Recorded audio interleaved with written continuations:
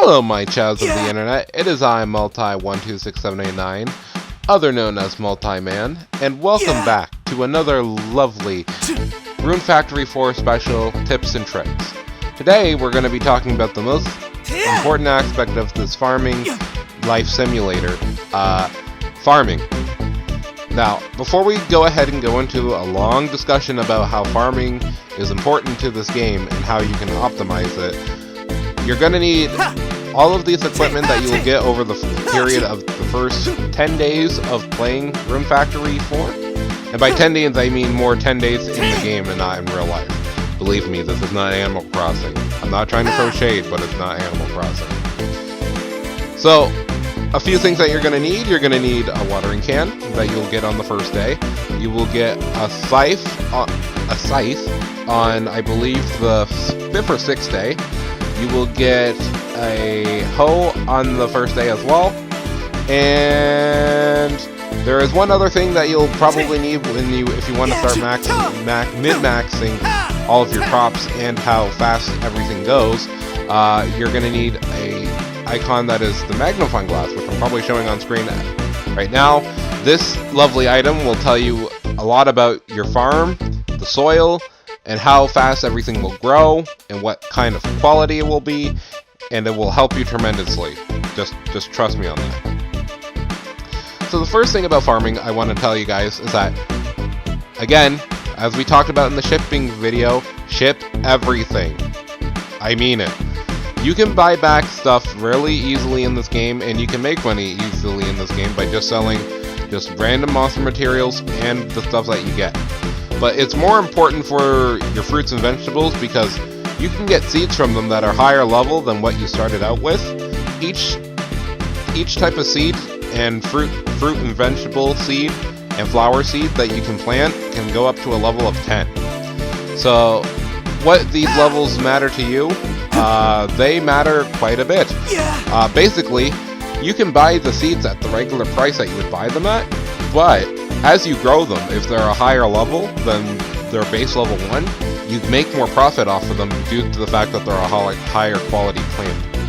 Now tell me if that is not a way to get that cha-ching in your savings account. Again, I will show on screen right now that there's 2 locations that you should really keep in mind when you're doing farming in general, and that is the convenience store of Granny Blossom and the flower shop of Luminata.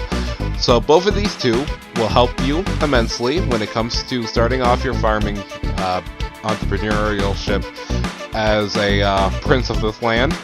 And basically, you can buy back any of their seeds or any of your vegetable crops or flower crops that you've ever shipped out at those places, which makes it so much easier on everybody, including yourself, because then you can buy it for, let's say, if you wanted to cook a certain recipe, or you wanted to craft something from the chemistry set, which is also a wonderful thing, so you can help yourself be faster, be stronger, and have more products ready throughout the game to make sure that your revenue is always above a certain threshold, so you're never poor. Because there's nothing worse than having a farming simulator game where you feel like you're not making very much progress because you don't have the money to make that progress. Now we'll talk about a little bit of some of the extra stuff that you can do. As you can see here, you can make very large items, such as this melon that you see here, this pink watermelon. That is used by using a thing called giant sizer, which basically, if you put 4 of the same type of seed in the same spot, and you sprinkle it on before it fully grows, you can make a large plant.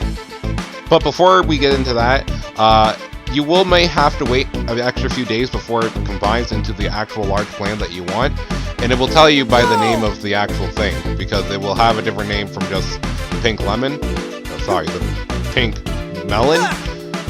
It will have like, Supreme Moon Pink Lemon or something. But again, this will help you get unique crops that are also good for equipment and other things such as recruiting boss monsters, which we'll talk about later. But also, on the opposite side of that, we have something called Minimizer, which basically makes your crops the same size, but it also helps the soil by having them smaller size. You get less quantity of your crop but in return it helps your soil immensely. Which, if you want to make sure that your health on your soil is good, as I'm showing on the screen, you will have to use things either... There are 3 things you can do to make sure that your health of your field is good.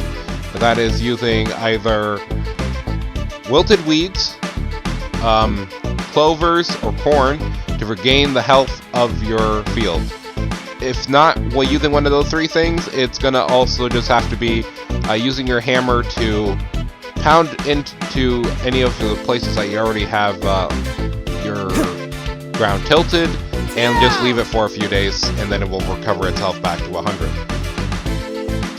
As you can see, there's also other things that I haven't talked about, which if you use something called Formula, which is something that you can get very early on in the game, which will help speed up your process of farming too, you can use that to wither away some of your health for faster growing speed, which is really useful for growing certain crops that you would like, because it reduces the cost by how much it is. So let's say if I wanted to plant some turnips, and then I wanted them to have them in a few days, rather than over the course of the 5 or 6 days that it takes to grow, you could just put a few of the formula in there and make it times 2, and it will half the time that it actually is, which is really good. Halving the time of half of your crops is a really good thing to get accustomed to, and using Greenifier as well on top of your crops would make them even better quality, and have it a chance to get the better seeds right off the bat, and getting better quality items immediately after harvesting them from the ground. But yeah, that's basically an overlook of farming. There's so much more you could go into, and I mean, I will leave that for you guys in the comments if you have any questions or concerns. But thank you all for joining me for this Tips and Tricks video. I have been Multi126789. You guys will catch me here again for another Tips and Tricks video sometime either this week or next week. And hopefully, I hope you guys have some happy farming, and I will catch you on the flip side. Ciao, ciao, until then.